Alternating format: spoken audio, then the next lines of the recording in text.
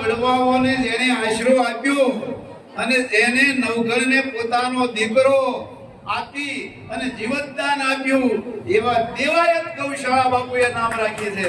આનું નામ ક્ષત્રિય સમાજ કહેવાય. તમારે હવે સાક્ષાત કુળદેવી આ મંદિરમાં આવવાના છે. રાજપૂતના કાતરોડીની રાજપૂતાણીની કોઈની માં કે જોરાવા જવાની જરૂર નહીં પડે. આ માના આંગણે આવી બે અગુડા પાડી લો કામ ન કરે અંબા મોમાં છોડી આપે. ઓલિકા રોજરા નમો રૂપા પારજન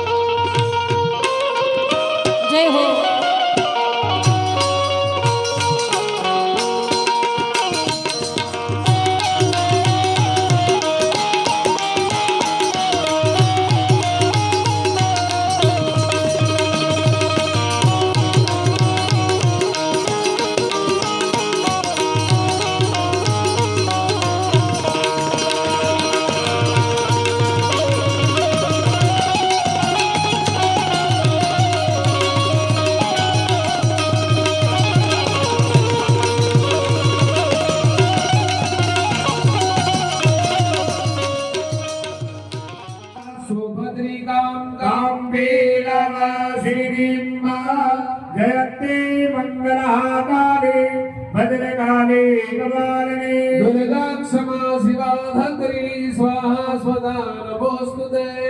यज्ञ पुष्पमाला द्वारा સ્વાગત થઈ રહ્યું છે. આપણા આમંત્રણને નિમંત્રણને માન આપી રમજુ બાપુ પધાર્યા છે. સાથે સાથે આપણા જ એરિયાના એવા મોભી નીરુભાઈ પણ પધાર્યા છે. દયુભાઈ આપણા ભુવાજી સાલ ઓઢાડી પુષ્પમાલા ધારણ કરી સ્વાગત કરે છે. બોલો મહાસ્નાન અભિષેક વિધિ અલગ અલગ કલશોના દ્રવ્ય દ્વારા માતાજીની મૂર્તિને સિદ્ધ કરવા માટે ત્યાં પૂજા અભિષેક વિધિ થઈ રહી છે. આવો આગળના કલશો દ્વારા ભાઈઓએ અભિષેક પરિપૂર્ણ કર્યો. બહેનો દ્વારા આગળના કલશનો અભિષેક છે. ત્યાં રમજુ બાપુ નીરુભાઈ પધાર્યા છે. આપણા હસ્તે એક ત્યાં ગંગાજળનું માટલીનું જળ દ્વારા અભિષેક દરેક મૂર્તિ ઉપર કરાવવામાં આવશે. આવો એક માટલી જળ ગંગાજળની આપો, જેના દ્વારા દરેક મૂર્તિને ત્યાં અભિષેક થાય. ઓમ શુદ્ધાવારા સર્વ શુદ્ધાવારો માણિવાલસ્ત આશ્વિના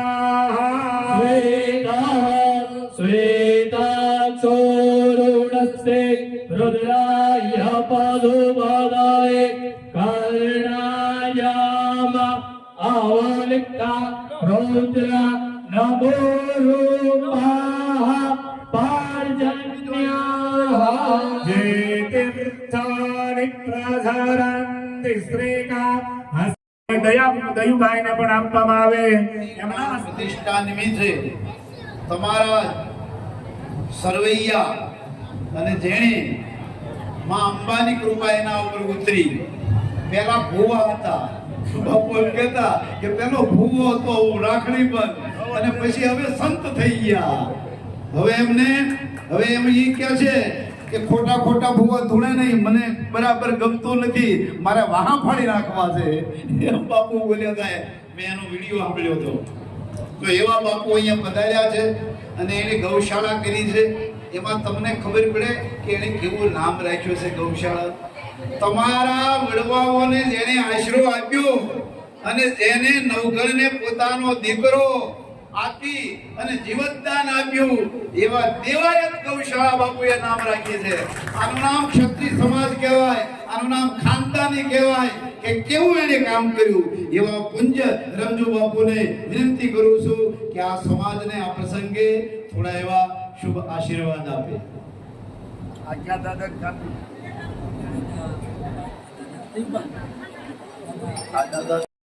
સદા ભવાની તાઈ રહો ચક્કુ કરી દઈએ ગણેશ પંચદેવો મળી રત્યા કરો બ્રહ્મા વિષ્ણુ મહેશ મુકુંદ કરો તી વાચાલમ પંગો લગે તે ગિરી મહેતે ગુરુ માતમ મંદે પરમાનંદ માધવ. આજે કાતરોડી ગામના આંગણે માં રાજરાજેશ્વરી પરાંબા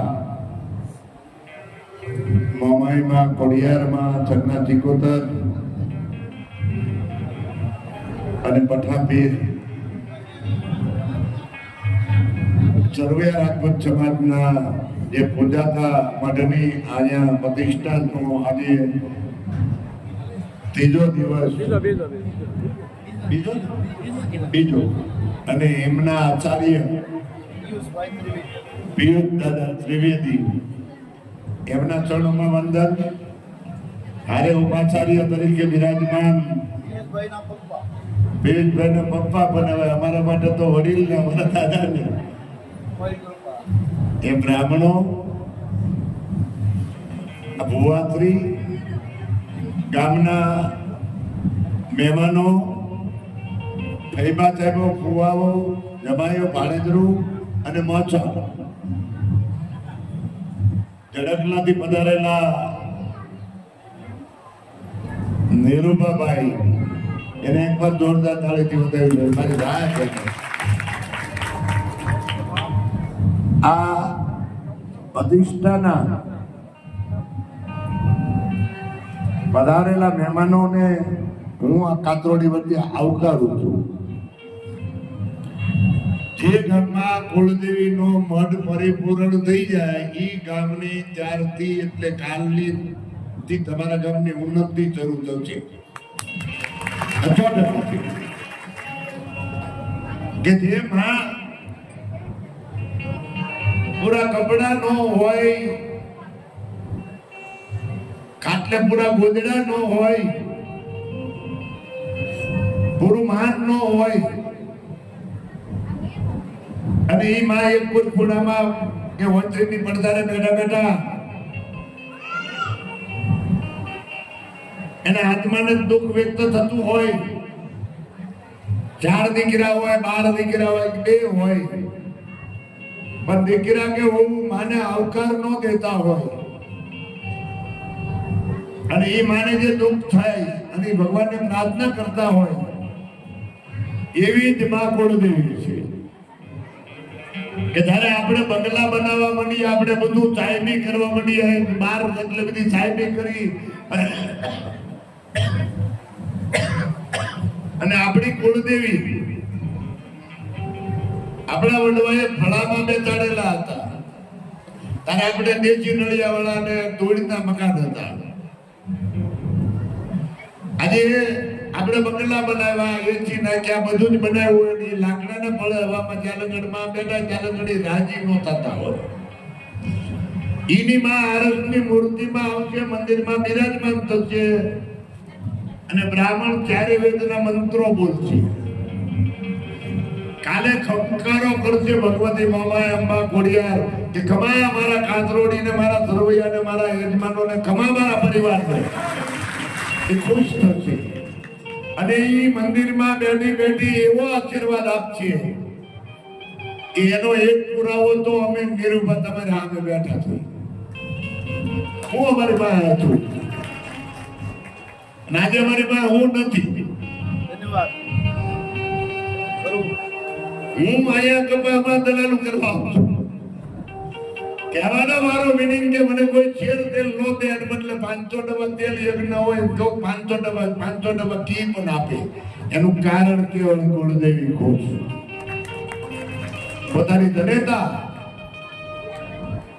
જન્મ આપનાર મહારાજી થઈ જાય તોય અભિષે ભરાઈ જતું હોય તો આ તો કુળદેવી છે, ઈષ્ટદેવ છે. એવા કાતરોડીમાં આજ એને વિચાર આવ્યો, આમાં જેને ભાળો આપ્યો, આમાં જેને ભોગ દીધો, એને મારી ઠાકર હો ઘડો આપે એવી પ્રાર્થના કરું છું. માં ભગવતી અમને ભરે. બહેનોને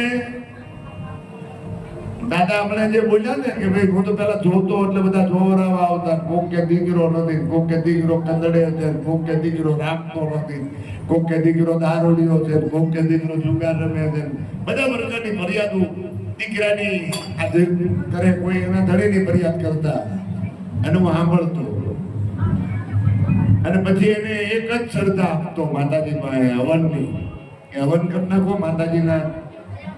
તમારે હવે સાક્ષાત કુળદેવી આ મંદિરમાં આવવાના છે. રાજપૂતના કાતરોડીની રાજપૂતાણીને કોઈની પાસે કે જોરાવા જવાની જરૂર નહીં પડે. આ માના આંગણે આવી બે હાથોડા પાડી લો, કામ ન કરે અંબા મોમાં ખોડિયા નહીં. એકલા બે હાથોડા ખાલી એની પાસે પાડી લ્યો અને તમારો સાંભળે અહીં આવી. અને આ કાલે પ્રતિષ્ઠા થાય ને હું એટલું જ કહું છું, મને શ્રદ્ધા છે. કાતરોડીમાં અંબાજી હોય કે આંગણામાં હોય કે દડકલામાં હોય, આપણું એક જ ગોત્ર છે, આપણી એક જ ઈષ્ટદેવ છે, એક જ આપણી કુળદેવી છે. નોખા નોખા કામ બેઠા હોય એટલે બાકી એક જ છે. જેને સંતાન ન હોય, દીકરો ન હોય. અને કાલે એમાં 11:30 વાગે કેટલા વાગે પ્રાણ આવે દાદા? 11:30 નો ટાઈમ છે. હું મારું મગજમાં બે જોવાનું ચાલુ કર્યું એટલે 11:30 વાગે દાદા એમાં પ્રાણ આપશે. 1 વાગે એની છેલ્લી પહેલી આરતી થશે.